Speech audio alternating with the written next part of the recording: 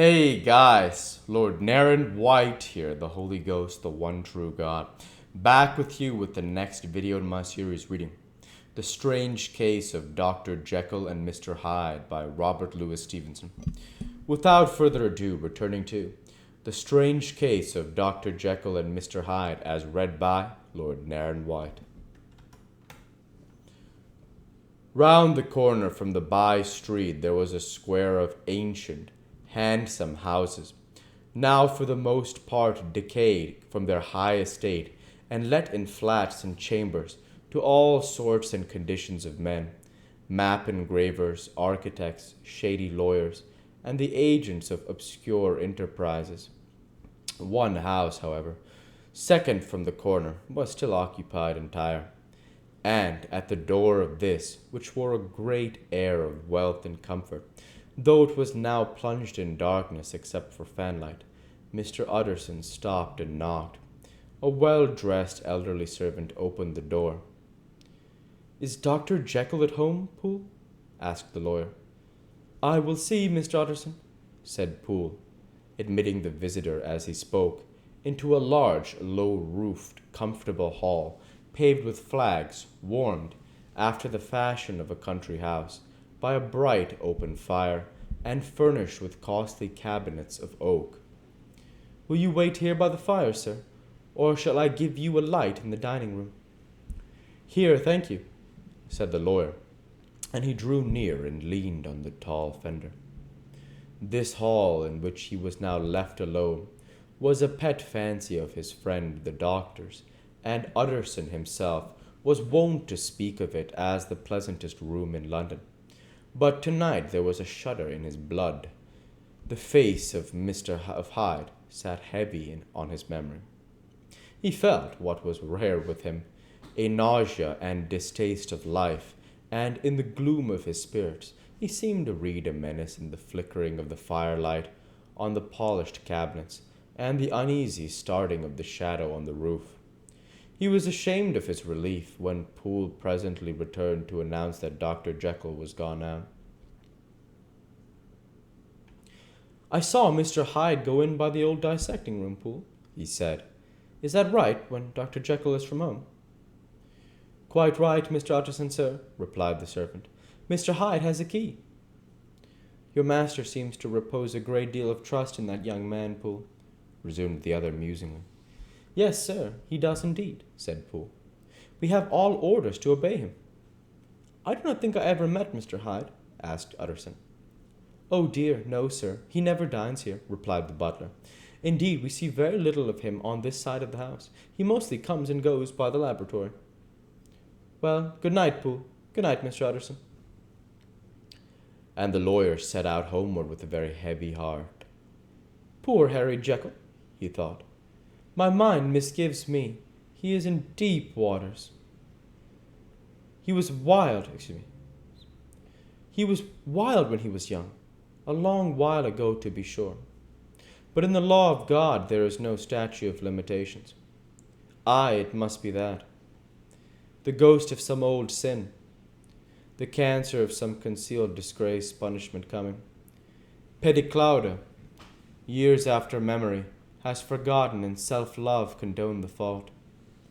And the lawyer, scared by the thought, brooded a while on his own past, groping in all the corners of memory, lest by chance some jack-in-the-box of an old iniquity should leap to light there. His past was fairly blameless. Few men could read the rolls of their life with less apprehension, yet he was humbled to the dust by the many ill things he had done, and raised up again into a sober and fearful gratitude by the many he had come so near to doing yet avoided. And then, by a return on his former subject, he conceived a spark of hope. "This Master Hyde, if he were studied," thought he, "must have secrets of his own, black secrets, by the look of him, secrets compared to which poor Jekyll's worst would be like sunshine. Things cannot continue as they are. It turns me cold to think of this creature stealing like a thief to Harry's bedside. Poor Harry, what awakening! And the danger of it. For if this Hyde suspects the existence of the will, he may grow impatient to inherit. I must put my shoulders to the wheel, if Jekyll will but let me, he added. If Jekyll will only let me. For once more he saw before his mind's eye, as clear as transparency, the strange clauses of the will. Dr. Jekyll was quite at ease. A fortnight later, by excellent good fortune, the doctor gave one of his pleasant dinners to some 5 or 6 old cronies, all intelligent, reputable men, and all judges of good wine. And Mr. Utterson so contrived that he remained behind after the others had departed. This was no new arrangement, but a thing that had befallen many scores of times. Where Utterson was liked, he was liked well. Hosts loved to detain the dry lawyer, when the light-hearted and loose-tongued had already their foot on the threshold. They liked to sit a while in his unobtrusive company, practicing for solitude, sobering the minds in the man's rich silence after the expense and strain of gaiety. To this rule, the Dr. Jekyll was no exception, and as he now sat on the opposite side of the fire, a large, well-made, smooth-faced man of 50, with something of a stylish cast, perhaps, but every mark of capacity and kindness, you could see by his looks that he cherished for Mr. Utterson a sincere and warm affection. I have been wanting to speak to you, Jekyll, began the latter. You know that will of yours. A close observer might have gathered that the topic was distasteful, but the doctor carried it off gaily. My poor Utterson, said he, you are unfortunate in such a client. I never saw a man so distressed as you were by my will, unless it were that hide-bound pedant, Lanyon,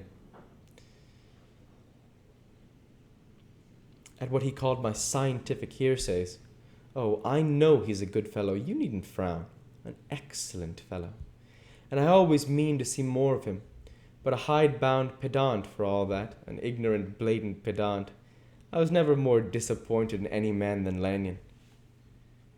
You know I never approved of it, pursued Utterson, ruthlessly disregarding the fresh topic. My will? Yes, certainly, I know that, said the doctor, a trifle sharply. You have told me so. Well, I tell you so again, continued the lawyer.